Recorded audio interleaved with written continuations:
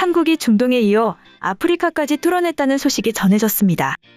2조 원대 이집트 수출 쾌거로 글로벌 명품 반열에 오른 K구 자주포지만 불과 3년 전만 해도 수출 최우선이 아니었습니다.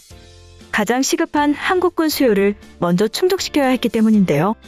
한화디펜스는 지난 2019년 6월 우리 군에 납품하는 K구 자주포 생산을 마쳤고 20여 년간의 군납을 마치고 이제부터는 수출 총력전이 예고하고 있죠. 실전 배치 경험은 그대로 최고의 품질 보증서가 됐습니다.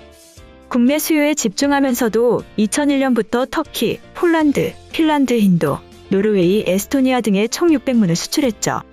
금액으로만 약 2조 원 규모이며 이미 국내 생산 지상 무기로는 가장 큰 규모였죠. 군납 종료를 앞두고 수출 확대를 위해 한화디펜스는 성능 개량형 모델을 내놓음은 물론 무인화 기술 적용에도 속도를 더하고 있습니다. 이번 이집트 수출이 실전 경험과 독자적 기술력이 결합돼 이뤄진 쾌거라는 평가를 받고 있죠.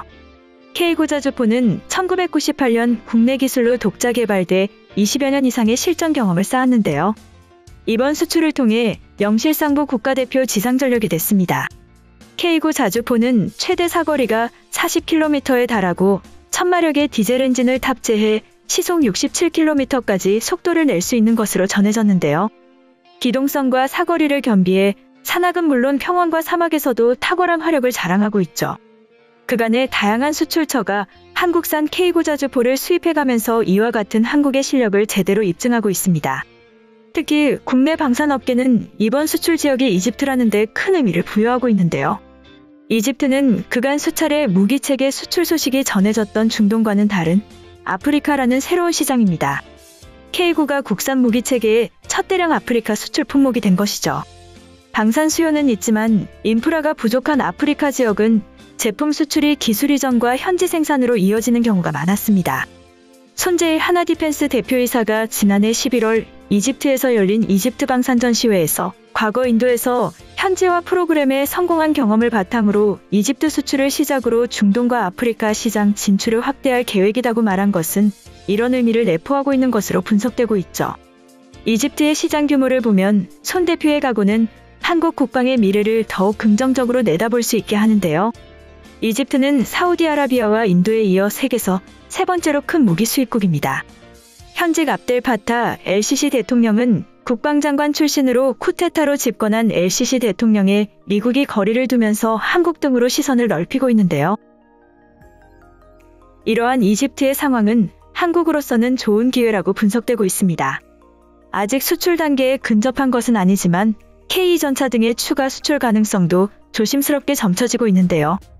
K전차를 생산하는 현대로템은 이집트 지하철 1호선과 3호선 전동차 공급업체입니다.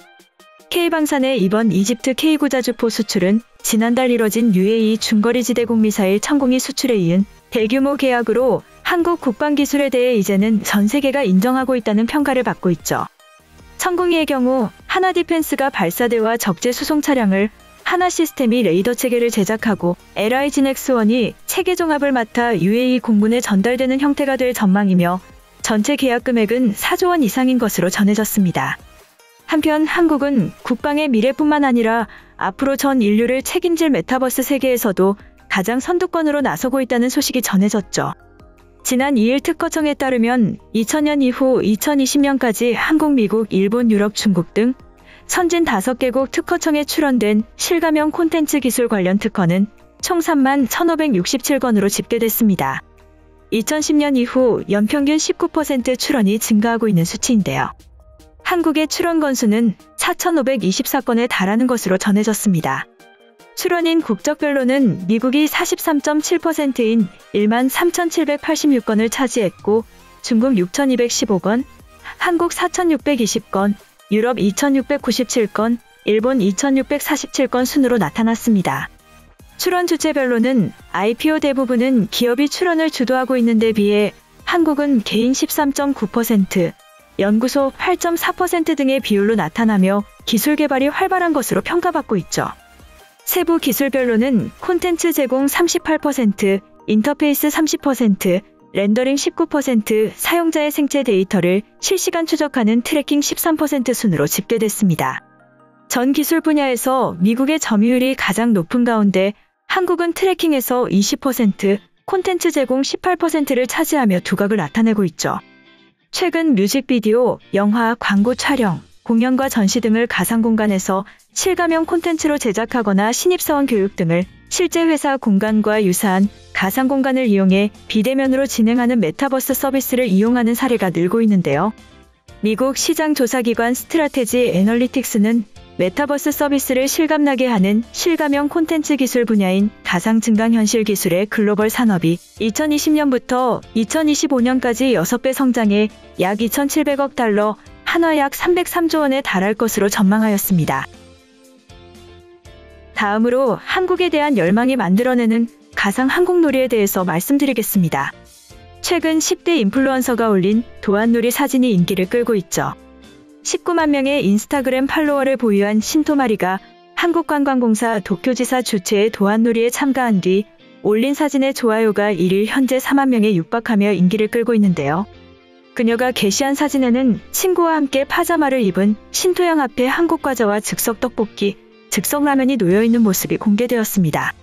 도안놀이란 최근 일본 젊은이 사이에서 한국 콘텐츠를 보면서 한국 음식을 먹거나 한국 정취가 물씬 풍기는 한국 식당에서 마치 한국을 찾은 것처럼 사진을 찍어 소셜미디어에 올리는 놀이를 말하는데요.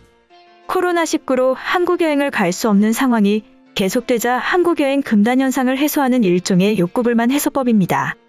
한국관광공사 도쿄지사가 지난달 23일 일본에서 개최한 한국여행 체험행사에도 260명 선정의 MZ세대를 중심으로 960명이 응모하며 약 4대1의 경쟁률을 기록하였죠. 이 중 60명은 도쿄와 오사카, 후쿠오카 호텔에 투숙하는 방식으로 200명은 북쪽 홋카이도에서부터 남쪽 오키나와까지 일본 각지에 있는 자신의 집에서 한국 여행을 체험하는 기회가 제공되었습니다. 참가자들은 제31회 서울가요대상 시상식을 생방송으로 관람하고 아이돌 그룹 애프터스쿨 이가은 씨와 함께하는 한국 여행 체험 행사를 했는데요. 참가자 전원에게는 과자와 즉석 사발면, 사이다 등 한국 음식 10종이 포장된 K푸드 상자와 한국 양말 등을 선물되었습니다.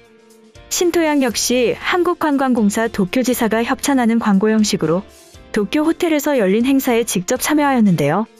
한국관광공사 일본 지역 내 지사를 총괄하는 일본지역센터는 지난달 1일 각 지사 인스타그램 계정을 통합한 것을 계기로 온라인 홍보를 강화하는 차원에서 인플루언서들을 섭외한 것으로 전해졌죠.